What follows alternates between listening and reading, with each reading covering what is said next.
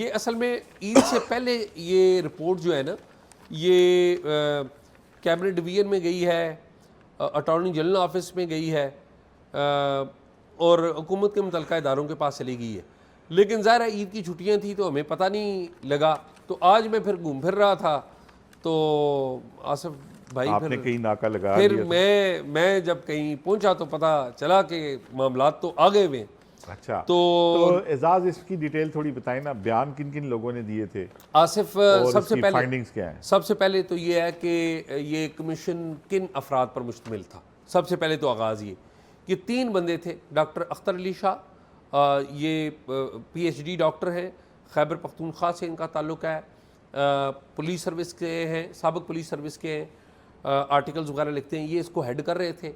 ان کے ساتھ طاہر عالم تھے, یہ بھی پولیس سروس کے ہیں, سابق پولیس سروس کے آئی جی اسلام آباد رہے ہیں.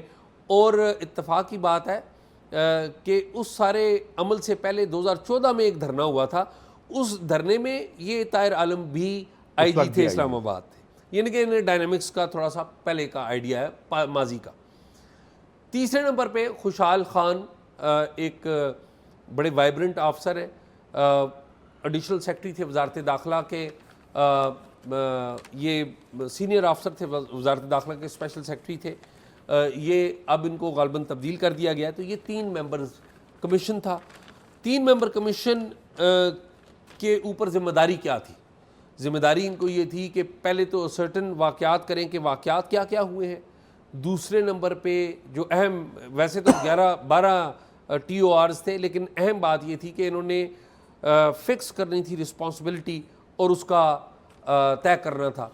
اب چوتھے نمبر پہ بات یہ ہوگی کہ رسپانسبلٹی کس کی ہوئی. ٹھیک ہے, بیانات کے اوپر آتے ہیں یا پہلے سیدھے رسپانسبلٹی بتا دیں؟ آپ پہلے تو بتائیں نا کہ کیا کیا لوگوں نے کہا کیا ان کو آ کے. اچھا جی, جن لوگوں نے اہم بیانات دیے, موجودہ وزیراعظم شہباز شریف نے بیان ریکارڈ کروایا, لکھ کے ان کا بیان آیا. سابق آئی ایس آئی چیف جو ہیں فیض حمید صاحب, انہوں نے لکھ کر بیان دیا, ان کا بیان آیا کمیشن کے اندر.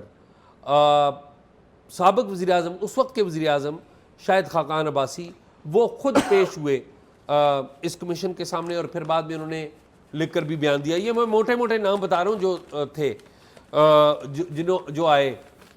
پھر اس وقت ساجد کیانی تھے یہاں پر پولیس کے, وہ آئے, انہوں نے آ کے یہاں پر بیان دیا. اسلام آباد پنڈی پولیس اور ڈسٹرکٹ ایڈمنسٹریشن کے افسران ہیں. پھر اس وقت آئی بی کے جو چیف تھے آفتاب سلطان, ریٹائرڈ ہیں آج کل, فارمر چیئرمین نیب تھے, چیئرمین نیب لگے, پھر استعفیٰ دے دیا, وہ آئے, انہوں نے آ کے ان کو بیان دیا.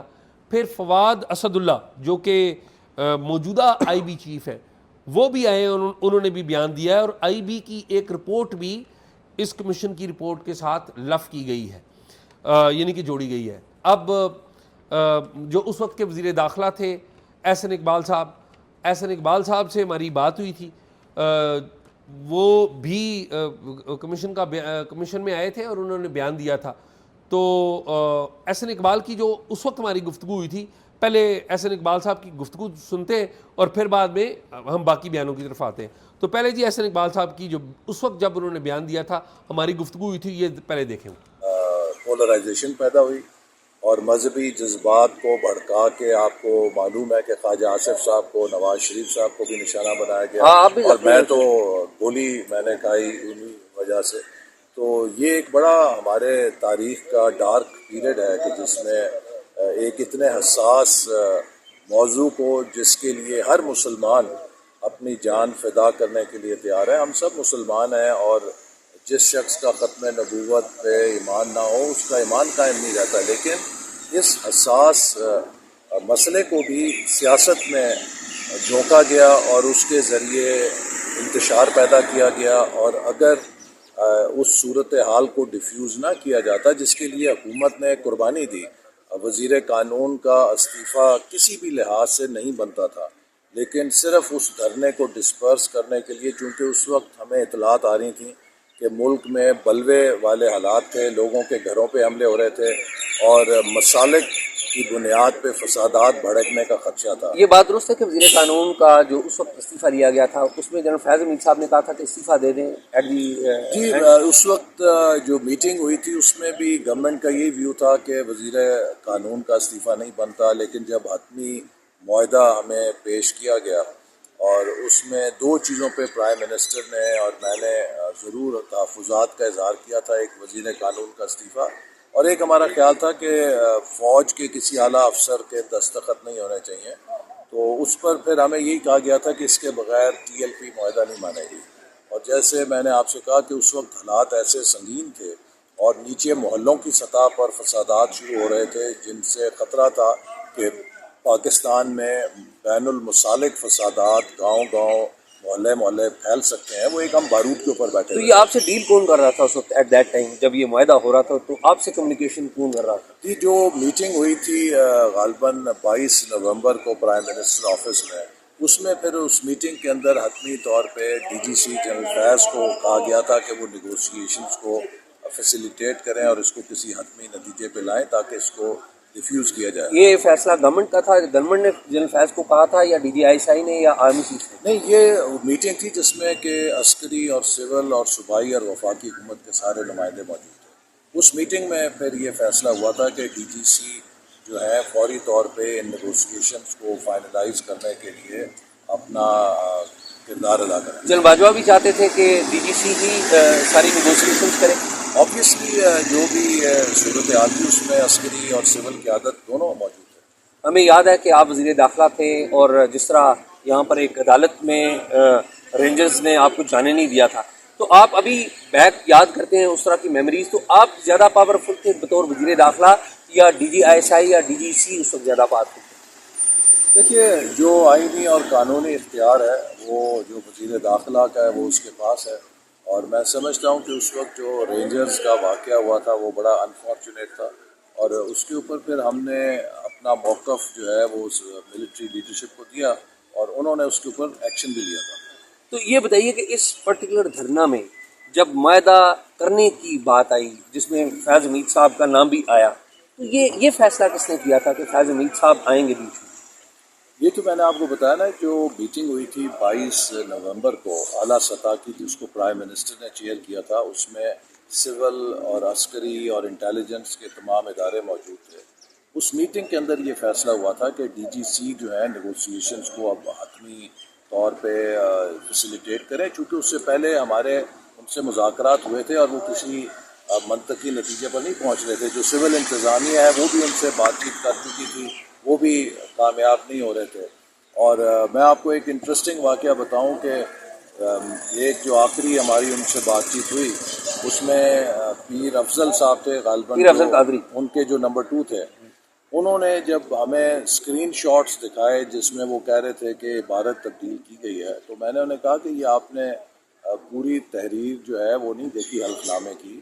اس میں جہاں پہ آپ یہ کہہ رہے ہیں کہ حلفیہ اقرار کرتا ہوں نکالا گیا ہے، تو یہ اس کی تکرار ختم کر کے اس کو نیچے لایا گیا ہے کہ میں مدرجہ بالا تحریر کا حلفیہ اقرار کرتا ہوں. میں کہا ایسا ہمیں تو معلوم نہیں ہے. وہ جب میں نے انہیں وہ حلف نامہ پورا دکھایا تو وہ چکنے رہ گیا. انہوں نے کہا کہ یہ تو نئی معلومات ہمارے علم میں آئی ہیں اور میں یہ شورا میں پیش کروں گا. پھر اس کے بعد وہ واپس نہیں آئے، غالباً اس لیے کہ وہ ایک نامکمل چیز کے اوپر اتنا انہوں نے ملک کے اندر ایشو بنا لیا تھا کہ اگر وہ یہ کہتے کہ ہم سے 7 غلطی ہوئی ہے تو وہ امبیرسمنٹ ہوتی ہے. ایٹ دیٹ ٹائم بطور وزیر داخلہ آپ کو نظر آ رہا تھا کہ اس دھرنے میں ISI پیچھے میں ہے جو سپورٹ کر رہی ہے؟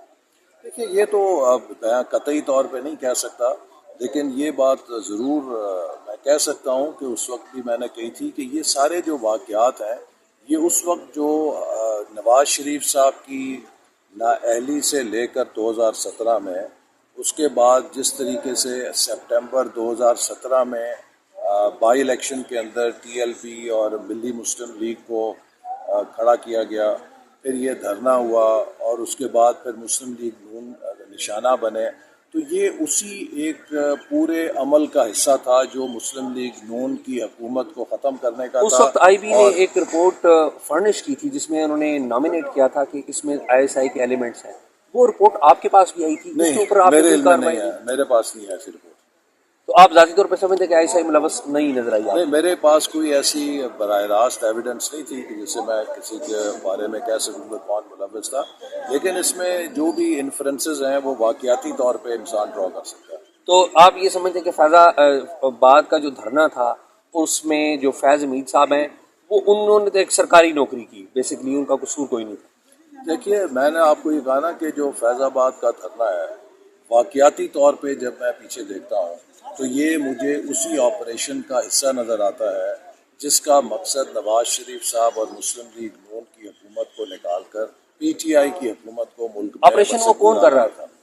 یہ تو اب تحقیق کمیشن کا کام ہے کہ اس تک لیکن پہنچے۔ وزیر داخلہ رہے ہیں آپ کس طرح کہہ سکتے ہیں کہ آپ کو اس آپریشن چلانے والوں کا پتہ نہیں؟ ہمارے پاس تو جو معلومات آتی ہیں اس میں کوئی ایویڈنس ایسی تو نہیں ہوتی کہ جس میں آپ انفارمیشن، جب تک کہ کوئی ایجنسی آپ تک یہ انفارمیشن نہ لے کر آئے، وزیر لیکن داخلہ آپ جو انفرنسز ہیں واقعات کی بنیاد پہ اخذ کرتے ہیں نا، اور وہ جب تک فیکچول آپ کے علم میں کوئی چیز نہ آئے آپ اس پہ کوئی قطعی بات تو نہیں کر سکتے۔ ایسا نہیں لگ رہا کہ آپ ذمہ داروں کا نام لینے سے اچھا جی، احسن اقبال صاحب کی تو گفتگو آپ نے دیکھ لی، اب سب سے زیادہ انٹرسٹنگ بیان کس کا ہے؟